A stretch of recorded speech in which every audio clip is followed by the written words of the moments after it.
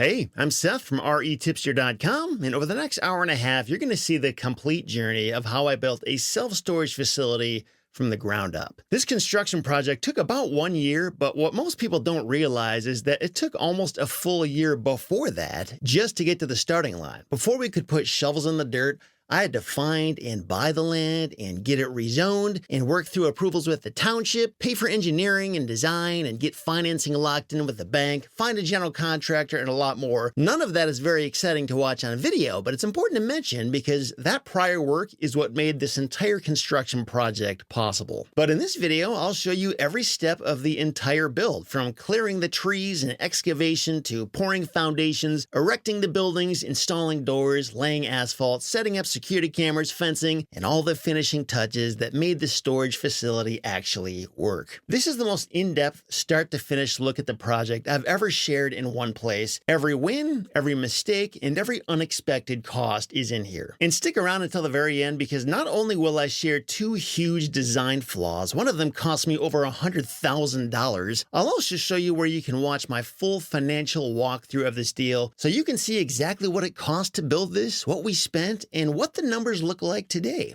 Are you ready? Let's start with day one of construction. Hey guys, we're here at the storage property in the very first stages of clearing the trees from the lot. Interesting thing about this stage is this is probably the most likely phase of the process to make enemies with the neighbors, just because all of a sudden they realize, hey, all my trees are going away. And it's just gonna significantly change the landscape and the view out their windows. So crossing my fingers that I cannot sour any relationships with neighbors. So far I've talked to one of them over on the north end, and I'm actually gonna put up a visibility blocking fence at their request. So I'm standing in good terms with them. And after these trees are cleared, they're gonna be put in big piles and then burned on site. It's called cut and burn. An alternative to this would be to chip it up and drive it up to a green energy power plant about 2 hours north of here. But with the cost of fuel, it's just become cost prohibitive. So we're gonna cut and burn it here. It's gonna take about 4 or 5 days, I think, for him just to clear the trees, and probably another week or two to just burn them. And they have to like man the fire around the clock. Fire department's gonna come and check in and make sure we're doing everything right. A little bit of a time consuming process, but it's still ultimately a lot cheaper than the fuel cost of driving it somewhere else so that we can burn it there. Let's go check out my contractor and see what he's doing.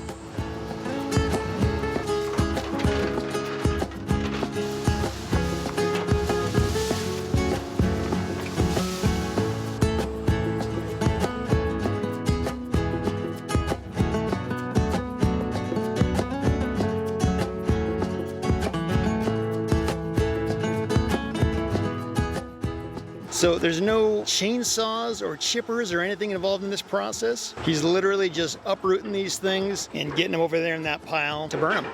So one interesting thing about all the trees on this site, there's a number of trees, but not quite enough to justify a logging crew or a sawmill to drive their stuff out here, chop them all down, and then bring them to their facility. It's just not a big enough property. I think they usually need to be about 10 to 20 acres. And this one is just shy of 7 acres. And also the trees on this lot are not particularly valuable trees. It's red pines and some pretty small oaks. Nothing really big enough to actually do anything with. So unfortunately, I couldn't really squeeze any money out of the timber here. We're just gonna cut and burn and clear them out of the way and move on from there.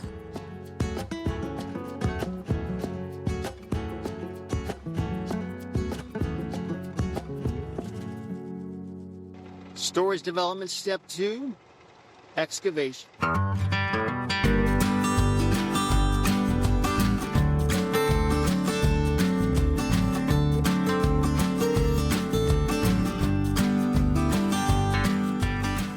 Talk about the second big step in the process of developing this self-storage facility, and that is excavation. Now, excavation is a huge job for this property. The property itself has some issues in terms of the topography, in that it was kind of like bowl-shaped, where right after you step off the southwest corner intersection, it almost kind of like drops off a cliff a little bit and goes really steep, and then it kind of levels out. But because of that steep drop, it meant that we had to either spend a ton of money to haul in 15,000 yards of fill to fill in that empty space, or we would have to get a little creative with where we put the entrance and how we decided to level this thing out. So originally when I talked to my civil engineer, we had mapped out the driveway entrance to just have one of them coming in from the south side right in the middle of the property. And if the topography hadn't been such an issue, that would have been totally fine. But because if we put it there, it would have required a pretty steep downgrade driveway, which can be a little bit dangerous just when you get big trucks trying to go downhill in the middle of the winter. But it also would have just required a whole lot of fill material to bring in and level it out to keep it from getting too steep. And after seeing how problematic it was to have this driveway right in the middle, it suddenly occurred to me, hey, why don't we just move this driveway all the way over to the east, as far as we can go to the right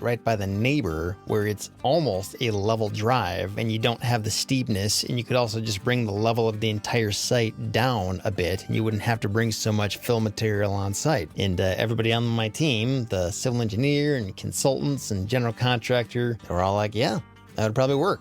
So we ended up moving the driveway over there, and that pretty much solved that problem. This was the first of many different situations in this development and design process of just finding ways to save money, because there are so many ways you can way overspend if you're not constantly looking for ways to be more efficient and do things that are going to be just as good, if not better, but cost a lot less money, whether it's in this design stage or even like the building materials or the products or the contractors you hire. All this stuff can add up big time. Sometimes it was me that identified this stuff, like in this situation, but in a lot of times it was actually my general contractor who found all kinds of ways to save me like well over 6 figures in this process, just by challenging some of the assumptions that the different engineers were making and asking questions, and just using his own local market expertise to say, no, I don't think we actually need that type of foundation, or I think there's actually a better way to handle this drainage ditch over here,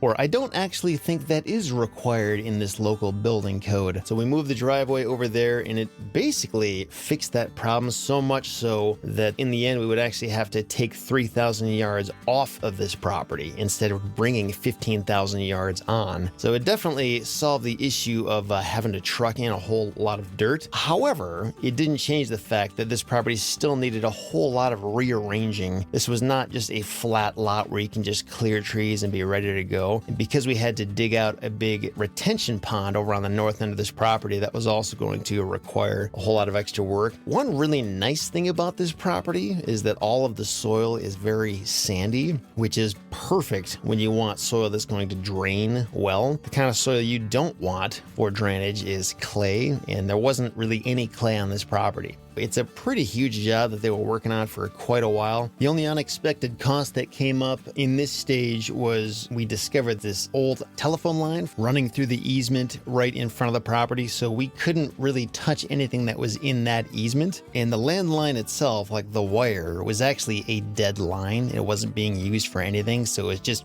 kind of pointless. It wasn't serving any purpose, but still, it wasn't our property, so we couldn't touch it. And this line by itself was pretty ugly looking, kind of an eyesore, but what was even worse was that there was this huge tree that had actually started to grow around the line itself. So we could only hack off the top half of this tree, and we couldn't get the bottom half, because if we were to do that, we would take down the line, which we're not allowed to touch. Only AT&T can come out and move that. So we had to end up getting a hold of AT&T, and then we had to pay almost $9,000 for them to come in and remove that line. And if we didn't do that, which we could have just left it there, but it would have been just a hideous eyesore right in front of the property. So this was just one of those unexpected costs, and this is why you have a construction contingency, which exists for no other reason than to cover these unexpected costs that are bound to come up. This kind of thing is very, very common, where these weird things out of left field come in, whether it's unexpected and it happens to you, or you just change your mind about what you want to do along the way and it ends up costing a little bit more, and you're really thankful that you have that contingency there and that you budgeted for it. One other thing we chose to do was move 2 of the existing power poles from the local utility company, mainly because one of them right in the center was going to be right in the middle of the drive lane of our RV and boat parking area. So it would be like right in the middle of where cars need to drive through. And the other one over on the west side of the property was situated in a place where our excavators were going to have to dig down about 10 feet from where the surface of the ground originally was. So we had to get that pole not moved, but just reset. So it wasn't going to go anywhere, but if we didn't have them come in and reset it, the thing would just topple over. And it was kind of interesting, the timing of this, because Consumers, which was the local power utility company, wasn't going to come out and do this until it was time to install the power on the actual buildings. And the buildings obviously were not up yet at this point because they were just doing excavation. So as I record this, those poles still have not been moved, but the excavators just had to work around them. And the excavators will basically have to come back after the fact and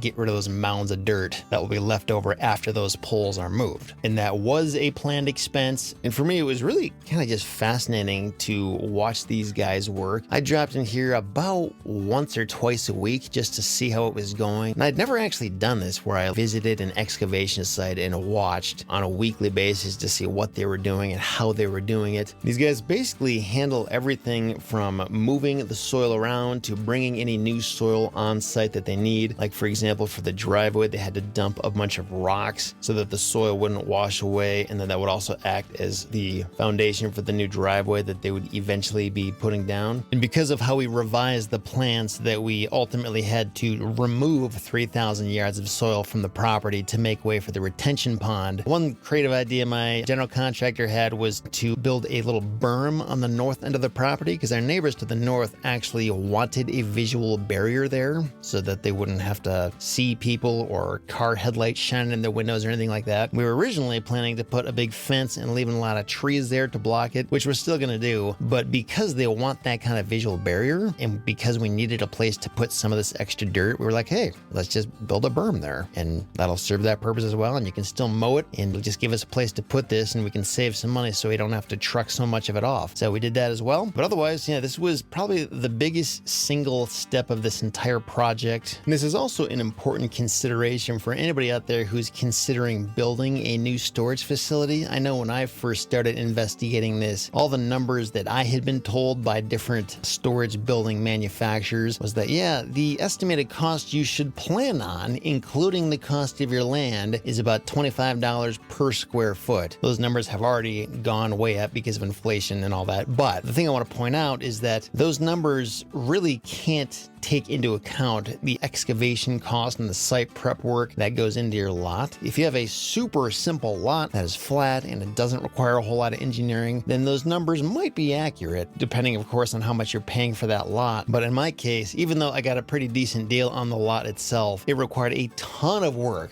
for the site prep, which totally threw off that whole $25 per square foot number. It didn't even come close to that, not by a long shot. So just keep that in mind if you're ever looking to plan out and build a new storage facility. Figuring out the cost of those buildings, including the cost of your land, you really can't possibly know that, especially if it's a complicated lot, until you really start getting some cost estimates from excavators, which they can't do until they have some kind of a civil engineering design. I wish it was as simple as everybody tries to make it sound, but it was definitely not the case for this project. And the next step after this is to pour the foundations so they can then place the buildings on those foundations. And that's going to be the next little progress report video when that's all finished. And I hope that through watching these steps, you are educated to some extent, or at the very least entertained by what this process looked like for me. Self-storage development step 3, foundations.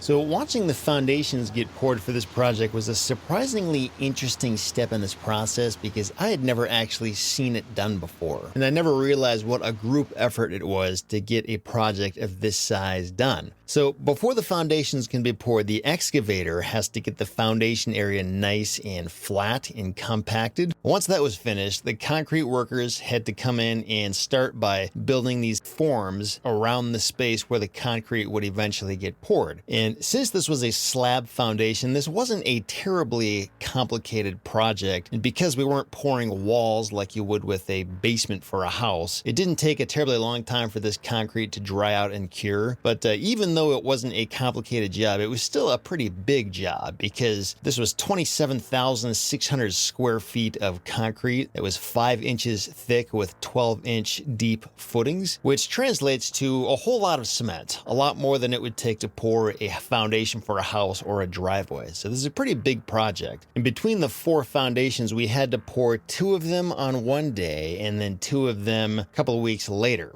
So at the time that we did these foundations in late October and early November, we had a few problems working against us. First of all, there was a shortage in the raw materials needed to make concrete in Michigan, which luckily didn't make it more expensive, but it did make it a lot harder to schedule when we would get this done because we didn't know on any given day if they would have enough dust to make the concrete the next day. And the reason we had to pour 2 foundations on one day and then the other 2 foundations on another day was partially because of weather issues and also scheduling issues. So the weather is very unpredictable in general in Michigan, and it's especially unpredictable this time of year in Michigan because in the middle of the fall like this, we could have days where it's 70 degrees and days when it's snowing and a lot of different rain and precipitation in between there. And we had to reschedule the pouring of these first 2 foundations a couple times because of rain concerns. And it started coming right down to the wire because we had the buildings scheduled to be delivered and then start being constructed on a specific date. And as we were getting closer to that date, the foundations still hadn't been poured yet. So we got down to the point where the things had to get poured on Monday because they were getting delivered on Thursday and there was rain in the forecast between those times. So on Monday morning, they started pouring these things at 5:30 in the morning, and it took them about 3 hours to get through the job, maybe a little bit more than that. And luckily the foundations were able to dry out pretty good before it started pouring later that day in the afternoon. And by the time it started raining, thank the Lord, those foundations had dried out enough. If it had started raining like that while they were pouring the foundations, we would have had an awful mess on our hands. So luckily we were able to get those first 2 done, and after the foundations had dried out enough, they took their power trowel and sanded them off and created a nice sheen. And then later on in the process, they sawed lines through the foundations at certain intervals. The idea behind sawing those lines is just to control where the concrete is going to crack, because it will crack somewhere and you want to determine where that's going to happen rather than just letting cracks form wherever they decide to show up. So when they pour foundations like this, part of what they do is they put these steel wire grids in the concrete to give it extra strength. And those grids are supposed to be like right in the middle of the cement, I believe, not at the bottom and not at the top. So the guys had to keep pulling it up with their tool as they were pouring it to make sure that those grids would end up somewhere in between the concrete itself. And they also use this laser guided system to make sure everything was perfect. And not all concrete contractors do this apparently, but when they do, it helps get rid of any irregularities or unwanted curves or dips or anything like that throughout the cement. So if anything, it just kind of gave me some added comfort to see this. A couple weeks after all 4 of these foundations were poured, they had to come back to put this additional skirt around each foundation just to finish it off and expand the footprint of each foundation a little bit to hold the steel bollards in place at the corners of each building. The steel bollards are there just to help protect the buildings near the corners, just in case somebody's taken a corner too tight or if somebody accidentally backs something up, rather than destroying the building, it would hit the steel bollard. And that's part of what this skirt is designed to hold in place. And I gotta say, after seeing how many people were involved in this project, just for the first 2 foundations, not even all 4 of them, there were 26 trucks and at least a dozen workers on site. I didn't actually count how many people there were, but there were a lot of people involved with this. It gave me a new appreciation for how labor intensive this process is and how many hands are involved. And especially when you see the end product and it's just like pristine and perfect. I mean, these foundations can last for centuries into the future if needed. And apparently having weather that is slightly cold is actually ideal because it allows the concrete to dry at a good pace. Because if it's too hot, they may even have to keep the concrete wet so it doesn't dry too fast and start cracking. So even though the weather was a bit unpredictable, it ended up working out just right for us. And another thing that worked out pretty well is that apparently some subcontractors can get really territorial, like the concrete guys don't want anybody else working by them as they're pouring their foundations, or the excavators don't want to have to work around people who are putting up buildings and so on. And I don't think any of those subcontractors ever or want to have to work around others. But in this case, they all had to, just because of the scheduling, and everybody had to be in there at the same time working around each other. And to their credit, they did a really good job of coexisting and getting their respective jobs done. So one interesting thing about the design of these foundations is that we were able to construct them with a 1% slope.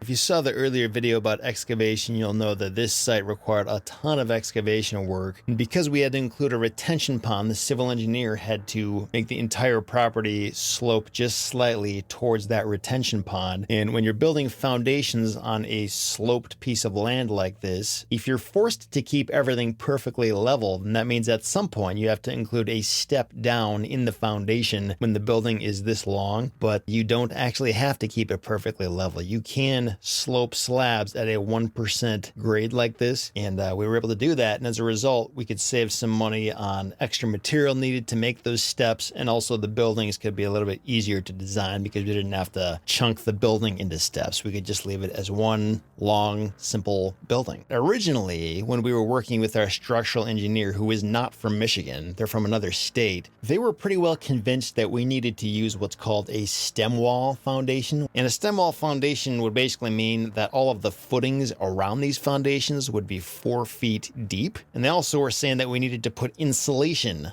around these foundations. And those two things combined are basically intended to protect the foundations from cracking in the future as a result of temperature fluctuations and the expanding and contracting of the soil as the seasons change throughout the year. And that kind of foundation can certainly be appropriate depending on what you're building on the foundation. For example, if you have a climate-controlled building where the temperature in the building is going to be warmer than the temperature of the ground beneath it, then that kind of thing will protect the foundation and be appropriate. However, that's not what these buildings were going to be. They were going to be cold storage buildings with no climate control, so there would not be hardly any temperature difference between the top and the bottom of it. And my general contractor was seeing this proposed design, and he recognized pretty much right away that, like, we do not need a stem wall foundation for this type of building. And he went and talked to his concrete subcontractor, who agreed, and we ended up changing this to a monolithic slab, which instead of going 4 feet down around the entire perimeter goes 12 inches down. And we also did not need to include all this insulation like we were being told we needed to. And those two changes together saved us about $300,000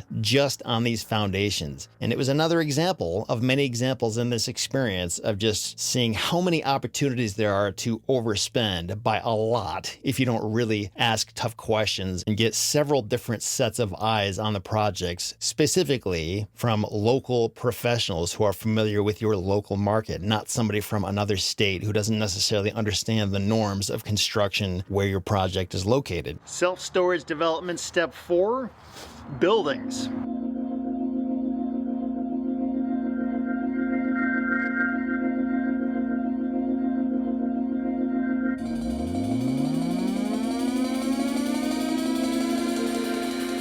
So right around the time when we were finishing the foundations, the builders had already arrived and were ready to go. The steel was literally being delivered as the foundations were drying, so there was no time to waste. And this was a really exciting time because there was a lot of activity on the site between concrete workers and excavators and building assemblers. It was a pretty crowded place, but it was really cool to see all the people doing their jobs and working around each other. It was late October when the builders got started, and we were told it would take them about 2.5 weeks per building, which would put the finish line right in the middle of December. And the weather started out pretty nice for the first few weeks, but all of a sudden it got really cold, as it usually does around this time of year in Michigan. Something I wasn't aware of until long after this project was designed and well underway was the concept of a fortress design. And this is where you can build your storage facility so that the backs of your buildings act as a portion of your fence so that you can spend less money on fencing. And that is not how we designed this facility. If we had done the fortress design, this probably could have saved us some money on fencing. Our fence alone is going to cost around $100,000. Although I think one drawback is that if you're going to use your building as part of your fence, the building itself can't be quite as big. Our buildings were 40 feet wide, which allowed us to put doors on both sides of the buildings and have individual units on both sides. I'm not sure if we would have been able to do that if we had gone with the Fortress design. If there's any other storage facility owners out there who are using a Fortress design, and if you do not like it, feel free to leave a comment below and let me know. I'd just be curious to know what your experience is with that. One thing that I deliberated on really early on in this design process was whether or not to have lights on the inside of some of these units, in particular the 30-foot deep units where it can get a little bit dark deep on the inside. So since I wasn't really sure what to do, I did what I've done many times now in this process, where I took the question to the many self-storage investing Facebook groups out there, and I just ran some polls to find out, what do you think? Should I include interior lights in these units or not? And the response was a pretty overwhelming no to that. Apparently it sounds like a lot of people out there who do have interior lights in these units, what they end up dealing with is tenants who try to steal their electricity, because it's really easy to get these outlets that you can just screw into light bulb sockets and just siphon off as much electricity as you want. And I think there is a way to meter this properly. If you actually want to upcharge people for electricity, you can turn on and off the electricity in certain units if you want to go down that route, but I wasn't looking to do that. I just wanted to keep this super simple, and the simplest way to do this thing was just to not have any lights in any of these units. And I can say, now that I've actually been inside these 30-foot deep units, it's not really that dark, especially if you're trying to get in and out of the unit in broad daylight, which is typically going to be the case because this facility is going to be closed at nighttime. It's not really that hard to see around deep in these units, and if you are having issues, pretty much everybody has a flashlight on their phone these days. So that's the route we decided to go with that, and so far, I don't regret it. The company we worked with for these buildings, it was called Storage Structures out of Georgia. I originally wanted to work with Tracti, but at the time when we were trying to get these buildings designed, Tracti's engineering department was backed up several weeks, and Storage Structures was able to move immediately. And I think the price with Storage Structures ended up coming out a little bit less anyway. I was actually working with some consultants for the first half of this project called S3 Partners. This being my first self-storage development project, I really had no idea what I was doing, and I really needed somebody to stand over my shoulder and make sure I wasn't making any mistakes and help me figure out the right design and the unit mix and the feasibility of the project and all that. And S3 Partners was really helpful at getting me started on the right foot, and they were actually the ones who found Storage Structures and recommended them to me in the first place. I probably never would have found them on my own, but Storage Structures did a pretty good job. The end product that they built was a nice, solid building that I'm sure will serve us well for many years to come. And there was one odd issue where the buildings were actually built backwards, like 180 degrees backwards. And the issue didn't really matter in the end. It just meant that the end cap units, so the smaller 5x10s on one side and the 10x10s on the other side, those basically were just flipped around on the opposite sides. And that wasn't really a big problem. There wasn't like a really strong reason why we put them on one side or the other. So luckily that part didn't end up mattering. But the other issue was the interior walls. So we have 25 feet of space between the buildings, and on the other ends, there's 30 feet of space on the west side and then 30 feet of space on the east side before it gets into our RV parking area. And the reason that's important is because there are bigger, longer units on those outer areas that have more space. So say if somebody is trying to back in a trailer and fill up a 30-foot deep unit, we don't want them to have only 25 feet of space to do that. We want them to have at least 30 feet, preferably more. But the idea being there should be more room to move around on the sides of those deeper units. And since the buildings were built backwards, it was the other way around, where the 10 and the 15 feet deep units had 30 feet of space, and then the 30 and the 25 foot deep units only had 25 feet of space, if that makes sense. So luckily that could be fixed because the interior walls are movable, and they were able to move them around so that, it was eventually corrected. It took a while to get that done, but again, by the time everything was finished, those units were sized correctly on the right sides. It's just kind of an odd communication error that I never thought would have come up. Even to this day, as I'm recording this, I'm a little baffled at what happened there and who dropped the ball. I never really got to the bottom of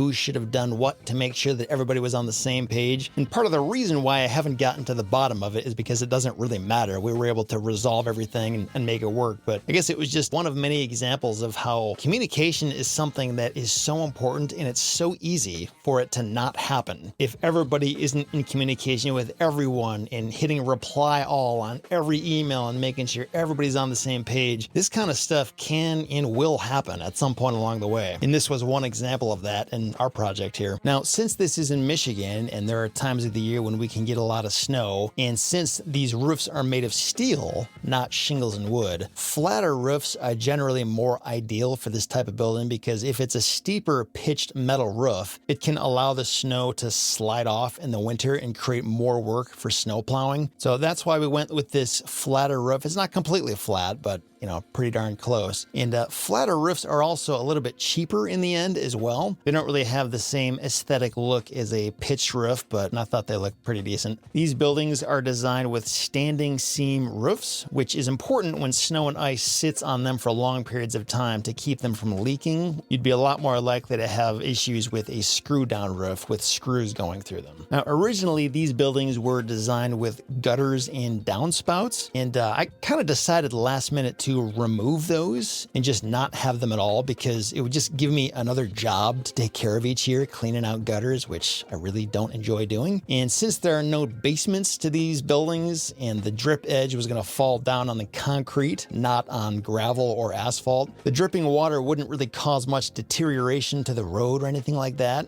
And the only real drawback that I've noticed so far is that when it's raining, there's an annoying little drip that will fall right on you as you're trying to get in and out of the units. And this is only an issue if you're trying to get in and out of the units while it's actively raining. Otherwise, it's not really a problem at all. One other thing that kind of caught us off guard when the buildings were mostly finished was we noticed there was this gap between the top of the walls and the ceiling between each unit side by side. And at first when we saw this, we were like, what? We were a little concerned it could be some kind of a security risk, because it wouldn't be easy, but if a person was skinny enough and if they really wanted to, it kind of looked like you could crawl between each unit if you could get up there on a ladder. Granted, I don't know how often that ever happens, probably not very often, but even if it doesn't happen, it still visually kind of looks like a security risk. We were just confused, like, why would you intentionally design buildings this way with a big unnecessary gap there? And as we were looking more into it, apparently this is what you want when you're building a climate-controlled facility, because this gives you a lot better airflow and avoiding condensation and that kind of thing. So that totally makes sense if this was going to be a climate-controlled facility, but this was not a climate-controlled facility. From what I could see, it looked like they basically just took the same template from their climate-controlled designs and carried it over to ours, even though we didn't need that. And after looking into this a bit more, turns out there is something you can do to fill in this gap and just not have it be there at all. It's this piece of metal called rake angles that you can just screw up there, and it basically just covers up the gap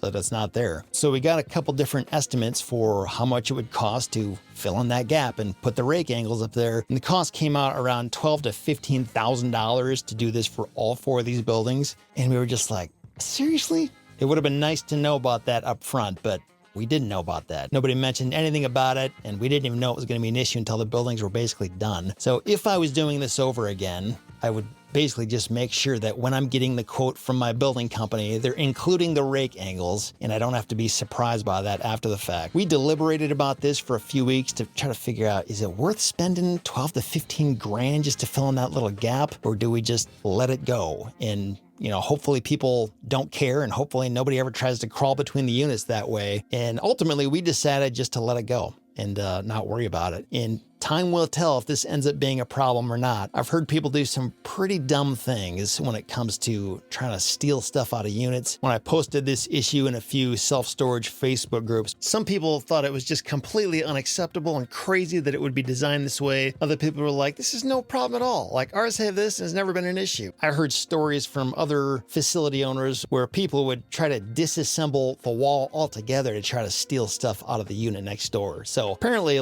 there's really no way to stop somebody from stealing something if they really want to do it. But this is one of those things where it's like, if you can eliminate a potential perceived security risk, why not do that? You know, I mean, I get it if this is a climate controlled facility, but it's not. I mean, there's really no reason this should be there. And I'm just crossing my fingers and hoping or praying it never ends up being an issue, because if it does, and if we ever do try to put these rake angles up there retroactively, it's going to be a lot harder to do this when all of the units are occupied. And frankly, I just don't know that we ever will, because it'll be such a hassle. So again, if I was doing this over again, I would get those rake angles installed, and I would make sure that it was priced into my original quote so that I was fully aware of what the total cost would end up being. Another thing we had to deal with in the design stage was following our local building code. And this is a thing in many places around the country, but we had to put a few firewalls into each building, which initially seemed pretty dumb and unnecessary because these buildings are all steel with no combustible materials like wood that could catch on fire. And in order to put these firewalls in each building, it was going to cost us tens of thousands of dollars to do it. It's basically 2 layers of drywall on each side of the wall with metal studs between them. So 4 layers altogether to make the full wall on both sides, and then fireproof caulk around the seams, and then a sheet of metal over both sides, with the idea being if a fire ever starts at one end of the building or the other, that fire can only go so far before it hits the firewall and stops, so it won't burn everything up. And after reading into this a little bit more to try to understand, like, why is this something we need to think about with a concrete and steel building? And the issue with fire isn't the buildings themselves. It's actually more because we don't know what people are going to be storing in these units. Say, for example, if somebody was storing a car that had a full fuel tank, or furniture that is highly combustible, or I don't know, buckets of rocket fuel that was just completely exposed, any of that stuff could start on fire. So this code is meant to protect against any of those potential fire threats. Even though the building itself probably wouldn't burn very easily, who knows what people are storing in there. So even though it's definitely annoying, and I'm certainly not a fan of the huge extra cost we had to pay for that, in the end, I understand. Self-storage development step 5,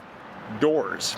So the final and one of the most important components of these buildings were the doors. And the doors were actually made by a completely separate company. Storage Structures at the time of this recording doesn't make doors. So we ended up working with a company called TrackRite, which is owned by Tracti. And we got their model 944 door. And these doors were all delivered on a big semi-truck. And they got there and unloaded the pallets and just set them right there on the ground. And then we had a local subcontractor come and install these doors for us, and it took them several days to get it done. The first step was basically just to unwrap these doors and put them in each individual unit, and then they had to go one by one through each unit and mount all of the hardware that holds the doors in place. And then they had to come back again and actually hang all the doors one by one. And the way these doors work is they have springs that are going to always pull the doors open once they're unlatched. The doors themselves are actually pretty heavy things if those springs weren't there, trying to lift that thing by yourself, but with that spring in place, it'll just pull it up and make it really easy to open the thing. And I've heard of older storage facilities that have a lot of these doors where the springs break over time, which can be super annoying because then your tenant has to deal with a door that won't open, and then you have to get in there and replace the spring time and time and time again. Apparently the way they manufacture these now is they put a Teflon-like material over these springs, so the metal springs are completely covered, so it just protects the metal. And when I talked with TrackRite, they told me that the springs are expected to last about 10 years. They come with a 10-year warranty, and they estimate it at 15,000 full opens and closes. So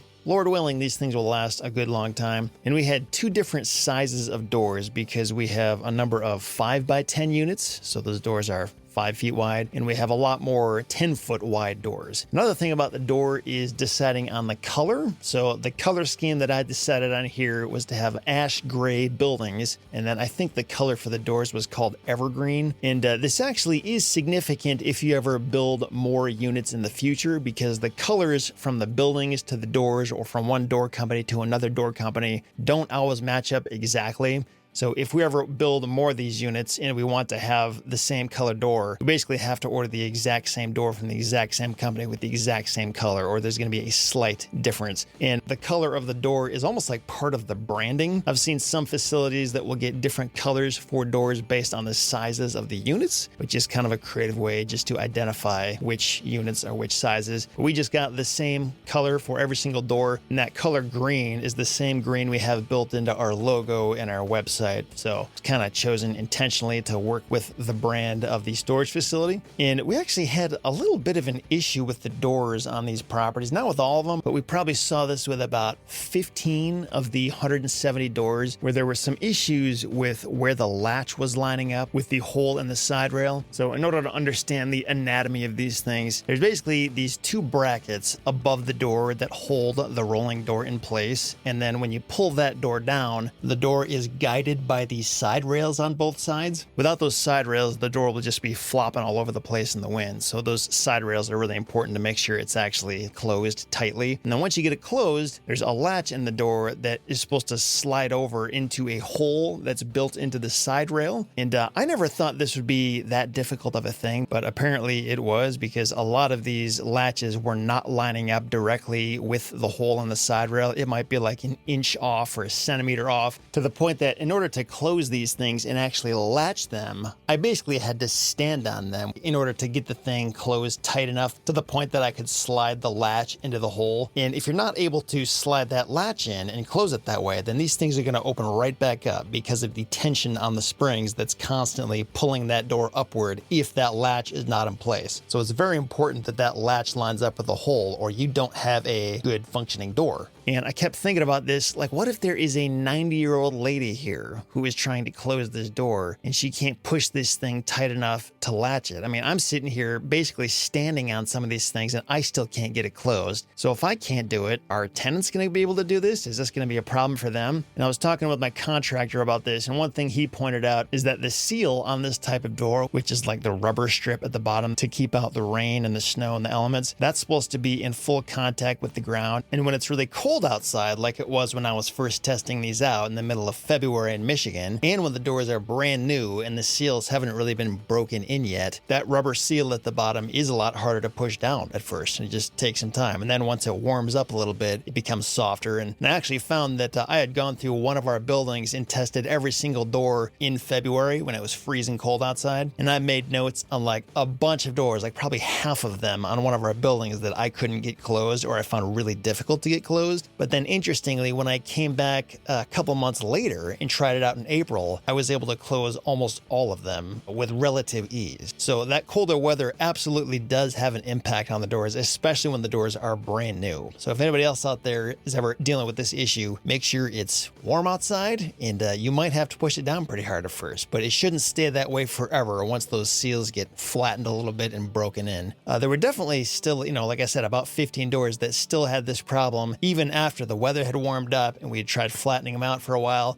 It was still very difficult to close these things. So the changing weather did help a little bit, but it didn't fix the problem on every door. And in talking with TrackRite, it sounds like this is a fairly abnormal thing to have this issue when you're installing new doors, because it's all factory cut and it's supposed to be exact. But the issue we had was apparently the first time all these doors were ordered, they ordered the wrong size side rail guides. They go on the sides to guide the door down. It was like a foot off because I guess they didn't have the correct height of our building. So then we had to reorder the correct size side rails. And I think that's where and why this problem came into existence, because the side rails we ended up installing were not the original ones that were shipped with the doors themselves. But once you have this issue, there is a right and a wrong way to correct this. The wrong way to do it is to try to take a Sawzall and just cut the hole bigger. And this can definitely fix the problem of just making the hole the correct size so that it's easier to close, but it ends up looking like a hack job. It leaves behind some very sharp metal. That, in my opinion, is not an acceptable solution. But there's this tool called a die grinder, and it's not particularly cheap if you just have one door to fix, but you can just get a die that you put on here, and then you can just use this tool to slowly guide that thing up while it's spinning, and it will give you a rounded cut, but it will at least be a finished looking cut that doesn't look so sharp. I never actually saw what my contractor did, but apparently they have some kind of a hole punch tool that can do this as well. And I think it might be a little bit less precise, but it can still give you a similar end product where it just looks a little bit more finished and not so sharp and jagged like it would with a Sawzall. But I also then noticed that they actually overcorrected some of these things so that there was like a gap between where the seal was supposed to meet the ground.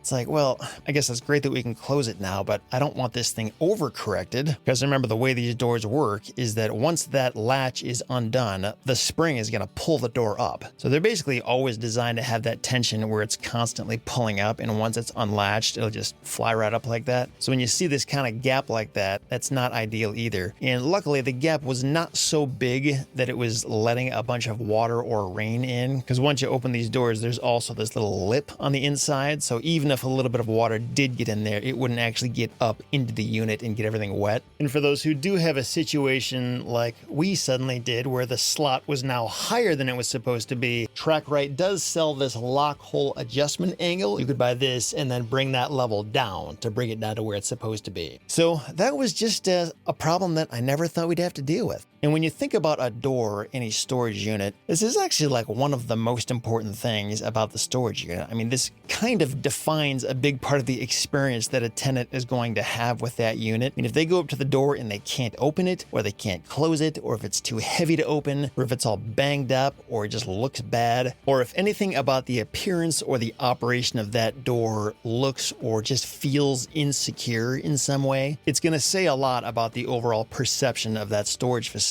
It's one of the few moving parts that tenants are going to constantly encounter and have to work with. We had to go through a lot of gyrations to get these things resolved, but we finally got there, and the doors are all closable and they're sealing right. It just took a lot more work to get there than I thought it would. And just to be clear, the issues I had in this experience were really no fault of TrackRite's. I think TrackRite doors are a great product. It's a beautiful door. I would totally buy from them again. I think the issue came down more to the installation of it and maybe even the ordering of it. I'm not even sure who ordered versus installed it and how that all came together. But if I were to do this over again, I would probably just get a different company to install these things for me. Self-storage development step 6, finishing touches. After we had the buildings constructed and the doors installed, you'd think we were almost done and ready to open for business, right? Well, no, that's actually wrong. There were a lot of finishing touches required to get this facility operational. I'm not even going to talk about all of them, but I'm going to talk about some of the more notable ones and some of the challenges that came up and how we dealt with them.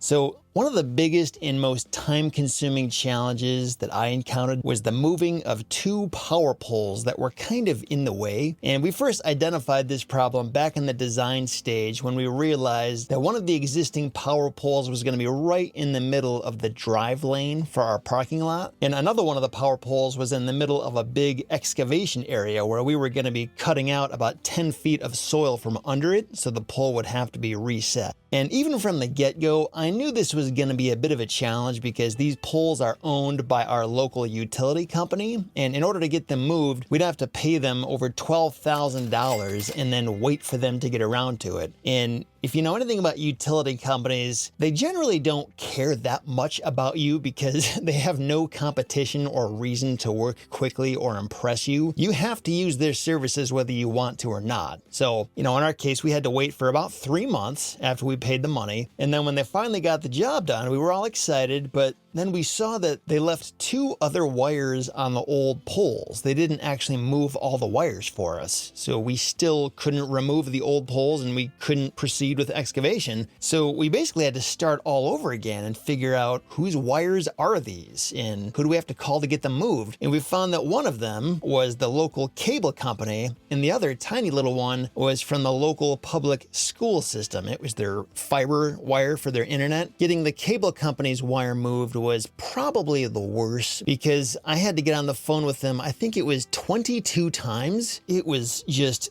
mind-numbingly frustrating, and things didn't finally get traction until I had my attorney draft kind of a threatening letter to them, and then mysteriously, they all of a sudden got right on it, and in less than 2 weeks, they got it moved. But to their credit, they actually didn't charge us anything. We paid $0 for them to do their part. And while all this was going down, we were simultaneously trying to work on getting this other tiny little wire moved from the local public schools. And all in all, it cost us almost $10,000 to move that one tiny wire. So we finally got that done, and moving those other 2 wires took us an additional 2 months. So $22,000, and 5 months later, we got the new poles put in, all the wires moved, and the old poles were dug up. And in hindsight, if I could do this over, I would probably just leave those poles in place and redesign the site to work around the poles. Knowing what I know now, I honestly don't think it was worth all the headache. So next up was the security cameras. So as I learned, there are some wide variations in how much you can pay for a security camera system. The local companies near us were charging $25,000 and up for a facility like this, which just felt like a lot of money. And luckily I was able to find a guy in one of the Facebook groups from New Jersey, and he had a pretty reasonable quote of about $10,500, I think it was. And that was to put in 21 security cameras and have all the security camera footage housed on site. And these were LTS cameras. They're all 4K, high resolution. We can see all the camera feeds from an app on our phone, either live as it's happening, or we can go back to previous days and see replays. And all the electronics are housed in the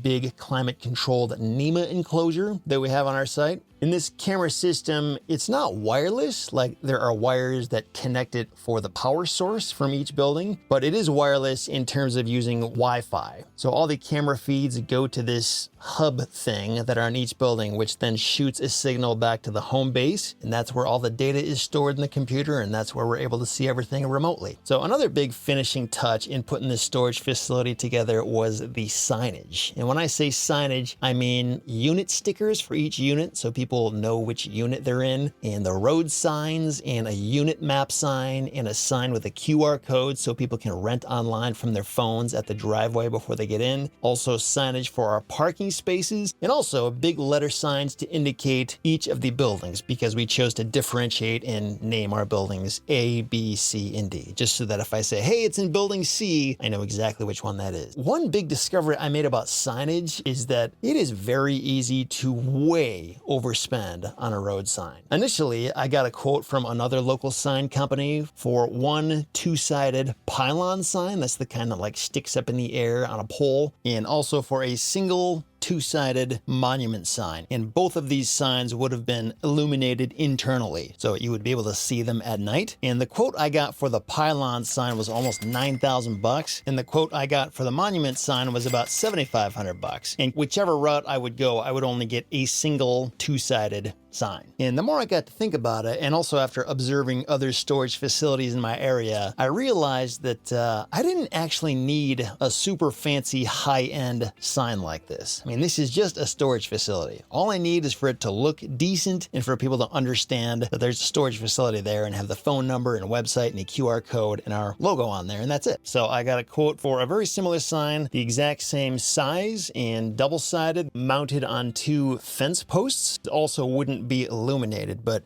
it's actually not a big deal because our storage facility closes at 9 p.m. anyway. At the most, we might at some point get some solar powered lights to shine on the sign just to keep it lit for a few hours into the night. But even if we don't do that, it doesn't really need to be lit up at night. And for 2 of these 2-sided signs, not one, but 2 of them installed, it was a little bit over $2,400. So we saved a ton of money and got twice the amount of product just by finding a more practical solution and then getting a quote from the right company. One of the most satisfying things to watch in this development, aside from the buildings going up, was probably seeing the asphalt go down. So originally, I wasn't planning to have any asphalt on this property except for the driveway because I figured it would be too expensive and just not necessary. But after meeting with another local storage facility owner, he convinced me it was worth it because gravel grows weeds and it also turns into kind of a muddy mess in the middle of the rain. And there can be other issues with snow plowing if you do it. They just doesn't look as good as asphalt does. But one thing I didn't realize was that I could actually save a lot of money by putting down just 1.5 inches of asphalt instead of the regular 3 inches like you would normally see on a regular driveway or a road. And if I just wanted to get rid of the worst parts of gravel and still have a pretty resilient product that would be sufficient in a low traffic application like this, 1.5 inches of asphalt can work pretty well. And the other facility owner I met locally did that at his properties, and they've held up well for like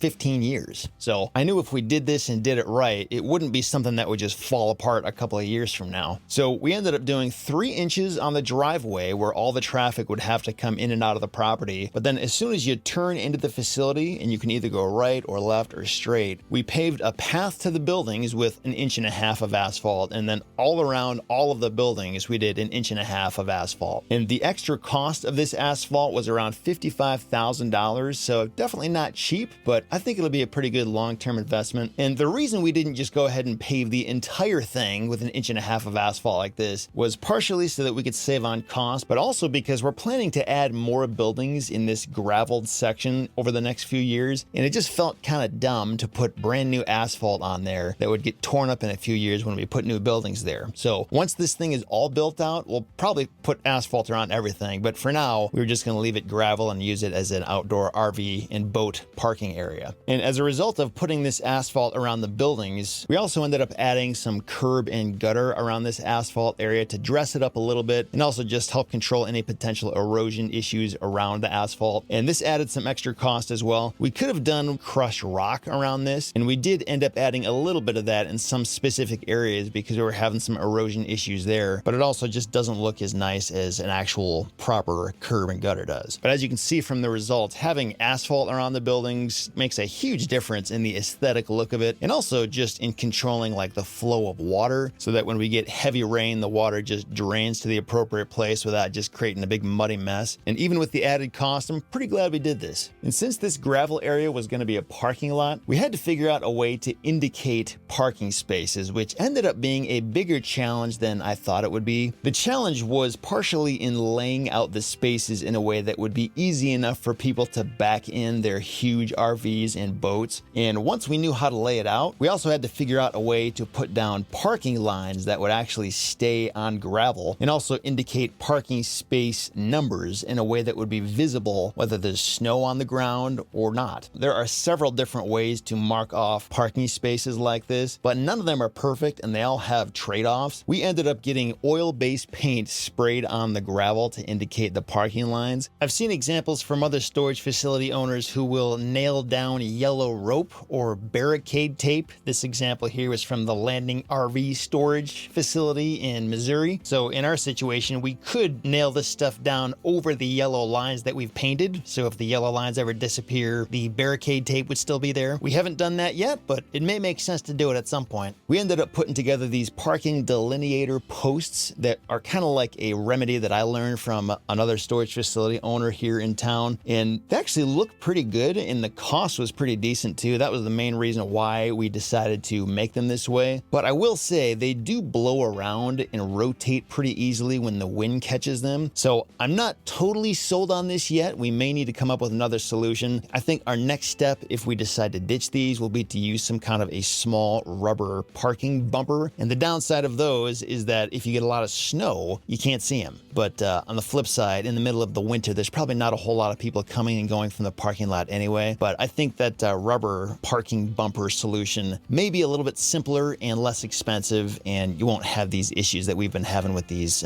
parking posts. And one other issue we're still trying to work through with our parking lot is that we've gotten some feedback from our first parking tenants who have said that our parking spaces are too difficult to back into, and they're actually set up so that you can pull through them, but you can only pull through them if there's not somebody else parked on the other side. And after thinking more about this, I can kind of see how our layout would be a little bit difficult to back a 40-foot RV into, because some of these spots are 12 by 40 feet and most of them are 12 by 30 feet. And so I was looking around at some of our local competitors to figure out how did they do this, because I know there's other people who have parking lots like this and they're always full. And I noticed that all the other competitors near us have laid out theirs so that the spaces are all pull through. Like there are no parking spaces that butt up against each other. So there's like a single row of parking spaces, then a drive lane, and then another row, and then a drive lane. And it seems to be a lot easier just logically thinking through it to allow everybody to pull through. If I could start this all over again and redesign it from scratch, I would probably do it where every single parking spot is a pull through. But the downside to that is we're going to end up losing some parking spots if we do it that way, because we can't cram them all in there as well as we have with our current design. So we're going to keep our eye on this and kind of reassess over the next year if something needs to be changed. So another problem we had to work through on this facility were some erosion issues in a few spots around our site. The way this site was originally laid out, it was kind of bowl-shaped, so we had to do a whole lot of excavation work. I've got a whole separate video explaining all that if you want to check it out. But as a result, we ended up bringing the whole site down a little bit, and right in the corner we had this really steep bank, and if we had a higher budget, we could have spent like $100,000 to put a big retaining wall here because it was so steep, and a retaining wall would just make it a lot less steep and would help control these erosion issues where all the dirt starts sliding down the hill when we get a big downpour. So we could have done that, but we didn't technically need to. We could get away with just having a really steep bank here. But the problem with having a steep bank is that, it erodes very easily until we have grass with root systems to hold the dirt in place. So our excavators had to fix this steep bank a couple times as it started to erode with the rain. And the other little erosion issues we were having were by our retention pond where the curb and the gutter was. So we had two major blowouts from torrential rains that just showed up out of nowhere while we were waiting for the grass to grow. So after trying to fix this a few different times, we eventually said, the heck with it. And then we put those big rocks there, which fixed the problem. So another big finishing touch in this development was the fence. And back in the design stage, I was thinking about putting up a high-end wrought iron fence because I thought it would just look really nice and it would provide the best security because people can't just snip the fence and go right through it. But the biggest downside is it would have been a whole lot more expensive to do that. I know some facility owners just don't have a fence at all, and I kind of envy them because it's a huge cost and maintenance issue that they don't have to think about. But what fences do is they provide this illusion of security. And the fact of the matter is, if somebody really wants to break into your facility and steal something, they can find a way to do it. And no fence is going to keep them out. If they really want to get in, they could drive their truck through it. They could snip the fence. They could climb over it. There's no such thing as a 100% secure fence, but the fence does provide some kind of perception of security. If somebody sees a fence, it's going to tell them, hey, I probably shouldn't go in there. And it helps if you put signs on there indicating, just so you know, you're trespassing. You're not welcome unless you're a tenant. I also thought about doing a rubber vinyl coated fence because, again, I just thought it would look nicer. But I know over time that rubber vinyl can wear off as well. I've seen like 20-year-old fences where it doesn't really look as good as it used to. And then I also thought about doing like a 7-foot tall fence with barbed wire on the top. But eventually I had a moment of clarity when another local storage facility owner told me that fences just keep honest people honest. And I realized, it doesn't really matter what kind of fence I put here. If someone really wants to break in and steal, they can find a way to do that. So at the end of the day, I went with a 6-foot tall steel fence with no barbed wire, pretty basic, and that still cost me over $100,000. Fences are not cheap, especially when they're as big as this one is. And another interesting thing, so way back after I had just bought this property and it was zoned residential and I had to get it rezoned to commercial, I had reached out to all the neighbors just to let them know what I was trying to do and to come to me and talk to me if they had any questions or problems with that, because I didn't want them to show up at the zoning meeting and give me trouble. And there was only one neighbor that responded. It was the neighbor directly to the north. Her request was that we leave some trees between our properties so that they could keep some kind of visual privacy there, which we did end up doing. We left about 10 feet of trees there on the north end. But even after doing that, it still eliminated a lot of the visual privacy that used to exist between our properties. This was kind of a bummer. And I actually live in a house surrounded by trees, and I appreciate the visual privacy that it gives me. So I could definitely empathize with her. And I agreed to put up some kind of a visual barrier between our properties. And at first, I thought this was going to be like fence slats. So I ordered a package of fence slats and I put them between our fence, and it actually looked pretty sharp, but they were very, very slow to install. Like, for me or anybody to install this along 440 feet of fence would have taken days of nonstop work to do this. It was just a super slow process. And even though they looked good, at the end of the day, they only provided about 85% coverage. You could still totally see through them. And I also looked into having my fence company install these, and they would have charged me like $8,000 to do it, which just felt like a ton of money for fence slats. And eventually, after looking around, I discovered a type of fence privacy fabric that you can tie on the fence with zip ties, and it gives a much better visual barrier. You can still see through it a little bit, but for the most part, you can't. And it also allows a little bit of wind to pass through the fabric, which is actually important because whenever you're covering up a chain link fence like this, what you're kind of doing is you're converting it from a fence into a wall. And you have to think about if there's any wind that goes through the property, and there definitely is wind on ours. That extra wind load can potentially damage your fence if the posts are not thick enough. Our posts are about 2.5 inches thick in diameter, which is actually pretty good according to the fence company. And they told me that if I added fabric, it wouldn't damage the fence at all. And the best part about this fabric was it was way cheaper than fence slats. It was about 20% of the cost of fence slats, and it was much, much faster to install, and it actually looks pretty good. It is important that you actually pull the fabric pretty tight because there's a lot of wrinkles in it, but as long as you do that, it's a pretty sharp end looking product. Now, another significant finishing touch to this facility, which kind of goes hand in hand with the fence, is the gate. And the gate often ends up being the biggest maintenance issue. Like if anything is a problem or if anything breaks or needs fixing, a lot of times it's that gate because it's something everybody has to pass through to get in and out of the place. In my area, every other storage facility uses the cantilever style gate, which just kind of rolls open and shut. And this kind of gate is less expensive, but apparently these can be more susceptible to maintenance issues in the winter, especially because they have to roll over snow and ice. And if you get a really solid freeze, or if the snow plow pushes snow in front of the rolling mechanism, your gate is down. And as you can imagine, if your gate doesn't work, it's going to be a huge pain for everyone involved. But apparently this style of lift gate has less of these issues in the winter because it doesn't need to roll over anything. It just lifts up and down, but they're definitely more expensive. Even so, my goal was just to eliminate as many potential hiccups and maintenance issues as possible. So I chose to spend more on this kind of gate. And to my knowledge, I think we're the only storage facility in our area that has this kind of gate. Now, with every gate like this, you need to make sure it works with your management software, because it's not just about installing the physical gate. You also need to figure out what kind of management software you're going to use to,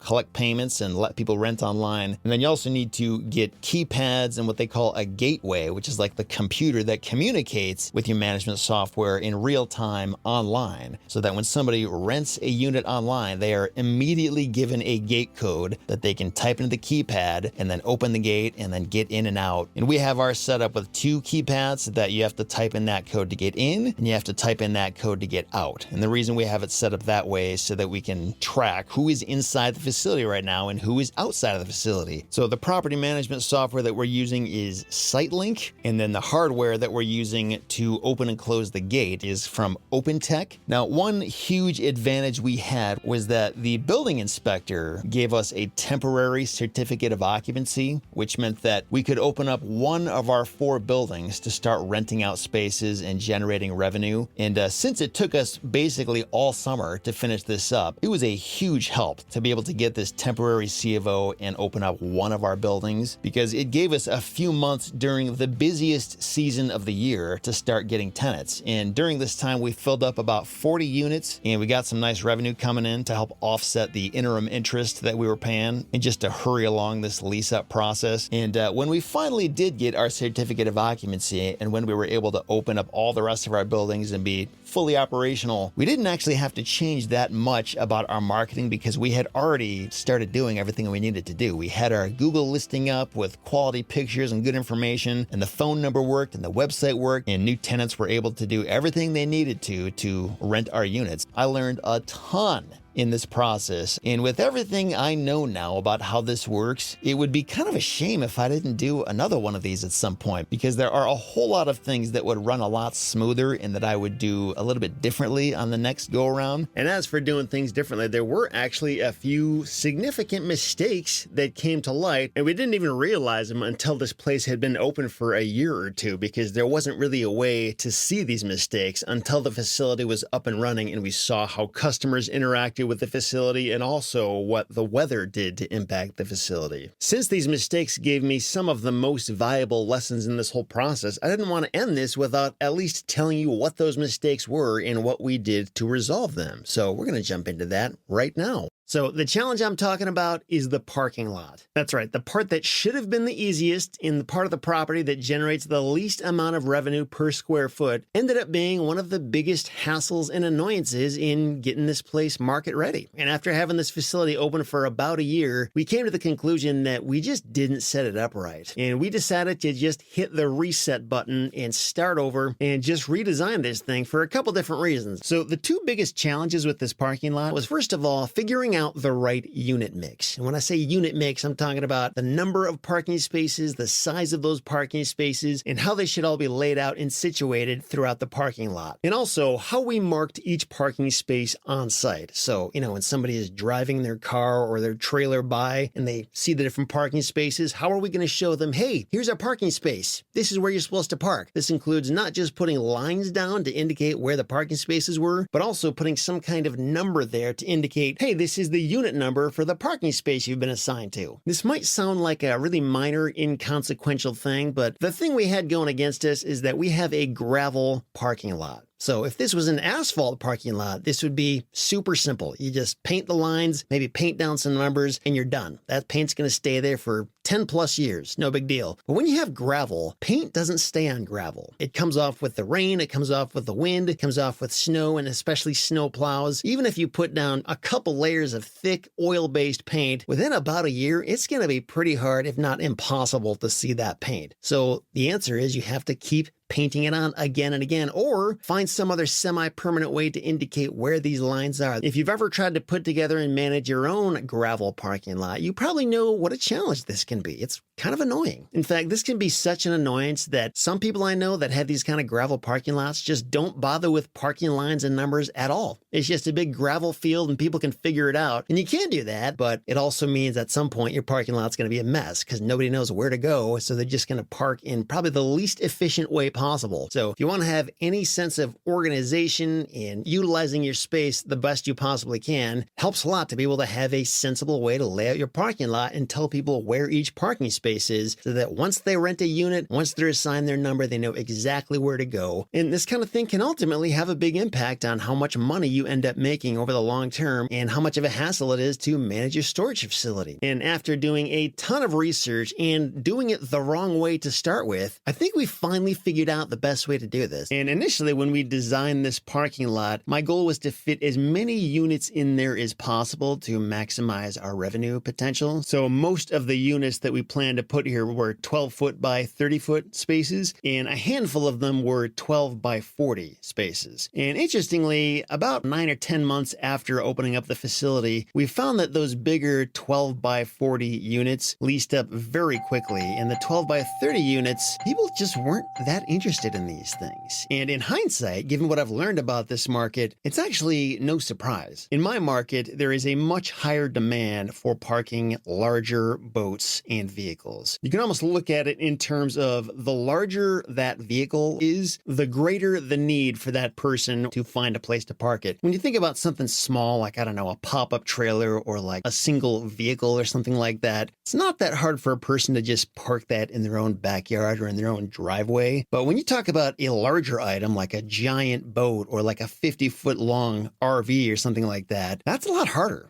to park it in your yard. In fact, some neighborhoods and HOAs may even disallow it, saying you're not allowed to park that here. So the inconvenience of owning that thing and having to find a place to park it goes up and up. So really, what the market needs is places to park those larger items. And when I configured my parking lot to be mostly those 12 by 30 spaces, I was basically designing this facility so that it couldn't be used by the people who most need this kind of product. And the results showed that pretty quickly. So again, about 9 or 10 months into it, way we decided to do this was to make as many of those larger spaces as possible and really only make small ones just to fill in the gaps if there was any empty usable space for that. But for the most part, we tried to make these all 12 by 40 or 12 by 50 parking spaces with a handful of 12 by 30 and a handful of 12 by 20. But again, we were really focusing on those larger ones, with the idea being if you have a small RV or boat to store, you can rent one of those larger units. that's totally possible. But if you have a huge one, like 12 by 50 feet or 12 by 40, you cannot rent a smaller unit. So the idea is to really just provide as many of those large units as possible. And the results turned out pretty well. Those large spots leased up pretty quickly, and there's not a whole lot of empty spaces now in our parking lot. Now, one of the tricky things about laying out a parking lot like this is that it's not just about having enough space to put the parking spaces themselves. You also have to have a wide enough drive aisle so that people can turn these things and back into the spots and preferably pull through in as many spots as possible so that people don't need to be very skilled drivers to get their RVs and boats in place. Remember, these people are not professional semi-truck drivers who do this stuff all the time. They're kind of amateurs in a lot of cases, and they're not necessarily good or skilled at driving these things. So you don't want to force them to be skilled at driving them. You just want to make it super easy for anybody. And it's kind of painful to do this because the wider you make the drive aisle, the less of that space you can now monetize because you can't use that for parking spaces. It also makes a difference depending on whether your parking spaces are such where people have to make a 90-degree turn to get in there or if they are diagonal. Makes a difference in terms of how much space you need in that drive aisle for people to back in or pull through. We had ours on a angle, which has its own little set of pros and cons, but one of the advantages of that is that you don't need as big of an aisle because people don't have to turn as sharp to get in there, assuming they're coming from the right direction. So you can see on the screen here what our original layout used to look like, and then you can see what the updated one looks like. I'll just kind of leave it here on the screen so you can kind of get an idea for how big the spaces are and how we placed them and how big the drive aisles are and all that. Now, another really interesting challenge with this that I didn't really anticipate, and that is, how do you actually mark these parking spaces, especially when you're dealing with gravel? Because gravel is not like asphalt where you just paint it once and it stays there in place for,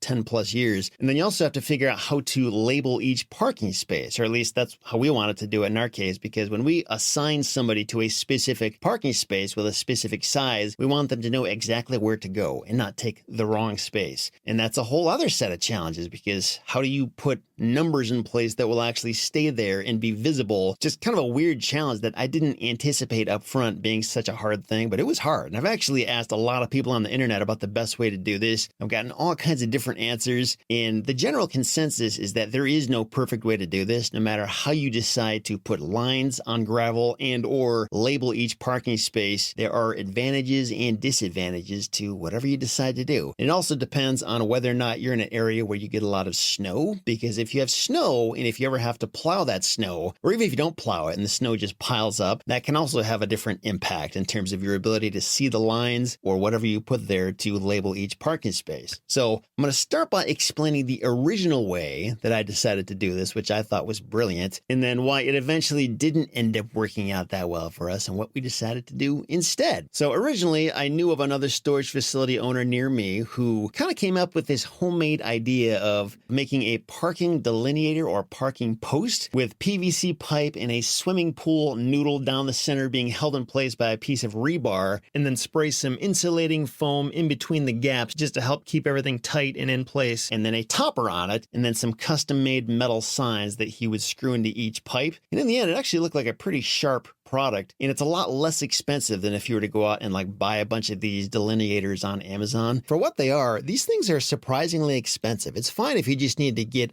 5 or 10 of them, but I needed to get about 95 of these things, and it would have been thousands of dollars to buy a proper delineator from Amazon or one of these places that sells it. Another alternative would have been to buy a concrete bumper, which are also fairly expensive and super heavy and hard to move around. But with these PVC pipe delineators, they would stick up pretty far so snow would never cover the number. You'd always be able to see that. And they also have a little bit of give to them, so you can knock into them or drive a car into them or bump into them. It's not going to hurt the car, and as long as you don't drive over the thing, will most likely stay in place. And they also look pretty sharp. So I ordered up a bunch of these pipes from my local Home Depot or Lowe's, I think it was. They delivered it on a truck. I will say there's different thicknesses to this type of pipe. Originally, I tried to just go into my local Home Depot and buy them that way, but the thickness of this pipe when you buy it in the store directly off the shelf is way too thick, which made them a lot heavier and harder to work with, and worst of all, a lot more expensive, especially when you're buying close to 100 of these things. So just be aware, if you want the right thickness, I had to buy them online and get them shipped to me on a truck from Lowe's, and they came in a length of about 10 feet, and I had to saw them in half to get them to be the right height. I was not able to buy this by just walking into the store. I had to do like a special order. I also got some 4-foot rebar, and that was actually surprisingly difficult to pound into gravel, so be prepared for that if you ever decide to do this. And it did end up being fairly cost effective for the end product we got, but it took a lot of time and work to get these things in there. I think if you've got a facility where you have maybe 10 or fewer parking spaces, this is a pretty decent way to do it, but if you have as many as I did, I definitely would not have done this in hindsight. So some of the problems we ended up having with this was, especially in the winter time, we had a snowplow that would push big, mounds of snow, and it totally took some of these things out. Some people did end up driving over them and ruining them. And even when there were like big gusts of wind, which we get on our facility from time to time, because it's basically like a little field where wind just kind of whips through there, it can like catch the signs and rotate them on the rebar. So long term, it just didn't end up working that well. And when we knew we were going to totally reconfigure this parking lot, we knew, okay, this is a good opportunity to do away with this failed system that we thought was going to work so well and just come up with a new way to mark each one of these parking spaces with numbers and also put down lines on the gravel in a way that would be semi-permanent. But when we knew we were going to totally redo this, I had heard of a few other facility owners out there with similar parking lots that came up with some creative ways to make these lines actually stay there long term. I heard of one person who pounded rope over the lines. So basically you get the lines painted just to understand where the lines are supposed to be. Once the lines are painted, that's when you would take like some yellow rope and then get some landscaping stakes and,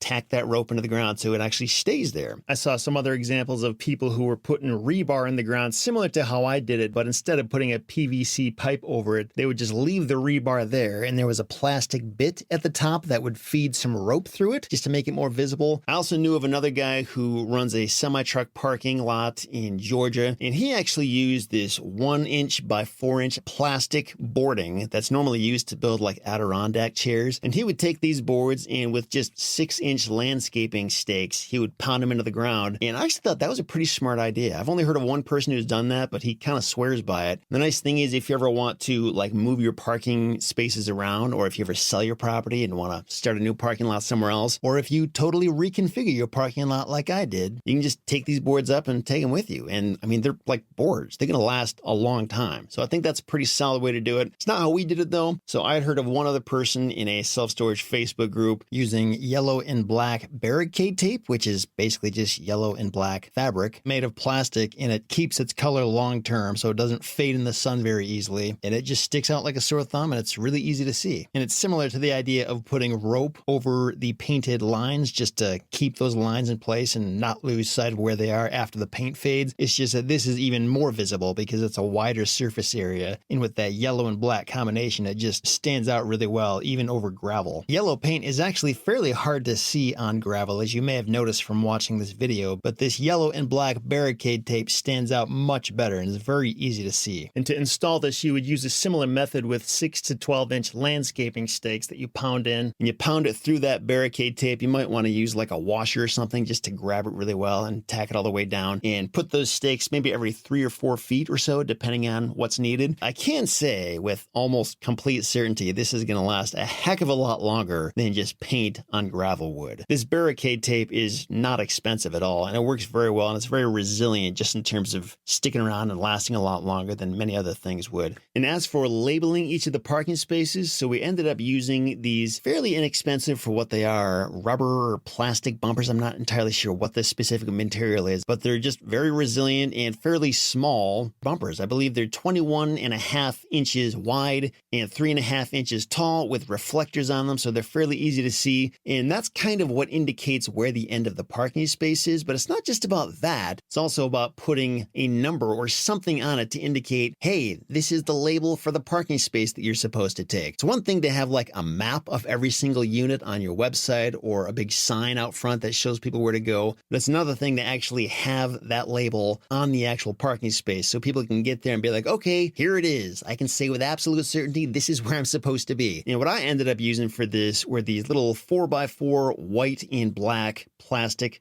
numbered signs, which I don't think is supposed to be used for this at all, but it works perfect for this. All you got to do is screw them into the bumpers and they work like a charm. I actually heard about these signs and these rubber bumpers as the solution for this from my friend John Farling, who I've interviewed a couple times. He's an awesome, very experienced self-storage investor. I gotta say, it worked pretty well. The way we got these bumpers to stay in place is by hammering some 12-inch pieces of rebar through the bumpers into the ground. I believe these things come with their own bolts in the package, but that was not going to work at all for the gravel that we were trying to get it through. Hammering anything through gravel, at least the kind of gravel that we are using, which is 22A gravel, is very hard. It's almost like trying to hammer something into concrete because this gravel just locks in place and it's very, very hard to get anything to penetrate that. However, another way you can kind of help yourself out is to get a drill with a masonry drill bit on the end and basically just drill holes right where you're going to be pounding the rebar or the stakes. It's still going to be hard, but it'll make it a little bit less hard because it's going to sort of make a path for those stakes and the rebar to go down. And one of the last challenges I'll mention here is the fact that we already had a lot of tenants parked in this parking lot. So how are you supposed to hit the reset button and totally reconfigure it when there's already a bunch of tenants all over the place? And luckily, this parking lot is split into a north and a south end. So what we did was we had everybody clear out of the south side. We worked on reorganizing and reconfiguring that and putting new lines and parking spaces down. Once that was done, we had everybody then slowly migrate to the south over the course of a month or so. And then we did the north side. And it worked out pretty well. With this improved layout, there's been just a lot less confusion about where people are supposed to park. And if people want to back over or drive over these bumpers with numbers on them, that's okay. They're not going to go anywhere. They're stuck in place. The only downside I could think of is if we do ever get a lot of snow and don't plow these spots, it would only take, about 4 or 5 or 6 inches to completely cover these things so you wouldn't even see them. Although I'm also finding that during the winter months, we don't get a whole lot of new parking tenants in the first place. People kind of get their boats and RVs to where they're going to be for the winter and they just kind of leave them there. So, it may be an issue at some point, but I don't think it's like that huge of an issue. It's not something to lose sleep over. If anybody else out there has this kind of a gravel parking lot, and if you have any uncertainty about the placement of the parking spaces or how big they should be or how to mark them off and make them clear on site where they are, learned a lot of big lessons from all this stuff. Now, after this facility had been open for a while and we made it through a couple of winters, a problem came up with the way we had designed the drive aisles. The space between and around the buildings where people drive up to get into their units. We didn't design these things with the right downward slant away from the buildings to send excess water to the middle of the road and then down to the retention pond. Nobody, not me, not my civil engineers, not the designers, not my consultants, nobody noticed this crucial detail. So the issue is, this facility is in Michigan, and Michigan gets cold and icy in the wintertime. And whenever your facility is in an area that gets lots of rain, and especially a lot of snow or ice, it is critical that those drive aisles have a very slight downward slope away from the buildings and toward the center of the aisle. This will make the water flow to the middle of the drive aisle and drain toward the sewer or the retention pond and not hang out around your buildings. Now, to be fair to me and my engineers, we did get one thing right. Our drive aisles do drain down toward the retention pond, but our construction drawings didn't include that little slant toward the center of the aisle. So if the water doesn't make it all the way down to that retention pond, then it has a long way to go. If the weather dips below freezing while that water is making its way to the pond, it's going to freeze where it's at. And to make matters worse, I didn't include gutters on these buildings when they were built, because these buildings are built on a slab foundation with no basements, and I didn't want to give myself another job to take care of each year cleaning out gutters. It's like the worst job in the world. But the problem is, without gutters, the water drips right off the roofs onto the concrete skirt around the buildings. And again, if the drive aisles had been built right, the water would drain away from the buildings. But since they're not, when it's below freezing, the water doesn't have time to flow all the way down to that pond. It just pools right in front of the doors, and when those temperatures drop, that water freezes, which effectively locks the doors shut. Now imagine tenants trying to get into their storage units in the winter, and luckily most of them don't even try in the winter time, but for those who do need to get in and the doors literally won't open unless you dump salt all over them, well, guess what?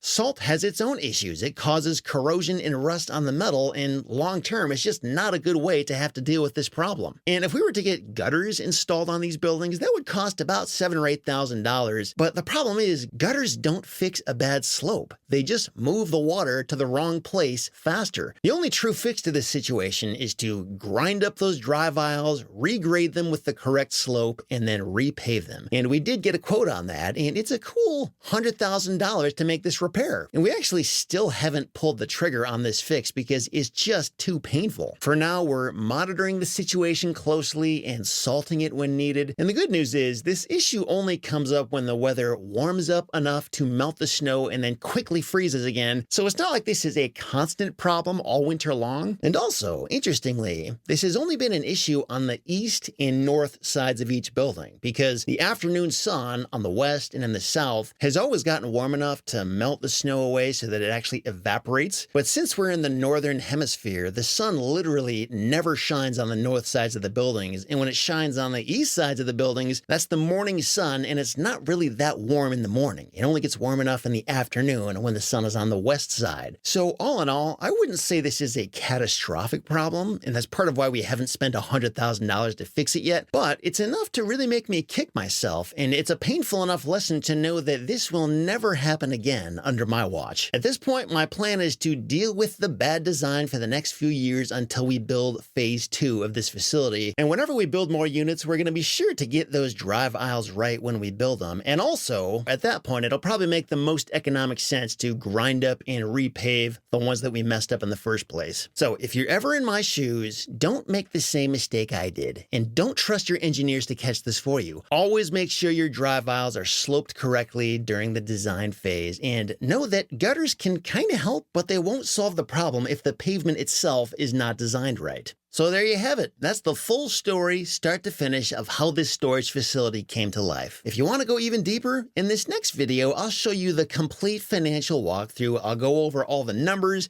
every dollar of cost, how we financed it, what our financing terms looked like, what we're charging for rent now, and how the investment is performing today. I'll link that video right here on the end screen. Click it and you'll get the full breakdown. I'll see you there.